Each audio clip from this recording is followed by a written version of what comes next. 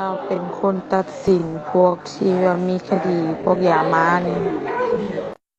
เขายิงมันหลายเทื่อแล้วบักอันเนี้ยยิงจักเทื่อเทื่อละเทื่อที่สี่แล้วอยากตายนี่เทื่อใดก็รอดตายยิงเบิ้ลแม็กก็บ่ถึกมันบัดนี้แหละมันบ่รอดฮะก้อนเราก็เจ็บหนักในเลือดทึกแขนเราเลือดแบบแตกสะในรถเขาก็คิดว่าเราตายสุดก้อนนี่เขามายืนหน้ารถเลย ยิงรัวคือแนวนี้แหละ แต่บ่ตายบ่ถึกจุดสำคัญถึกขากับถึกแขนกับถึกบ่าสุดนี้แล้วมันอัดใส่กระโตหัวเลยบาดนี่สุดก้อนนี่ป้าถ้าตัวเห็นรถนี่ตัวว่ารอดได้แน่ไหนยิงแต่กระจกรถหน้ากระจกรถเป็น10 กว่าหูทั้งข้างกัน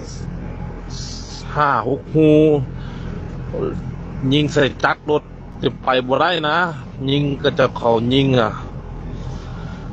คิดเอามันยิงคิดว่ามันตายมันเอาปืนยิงขึ้นฟ้า4-5 นัด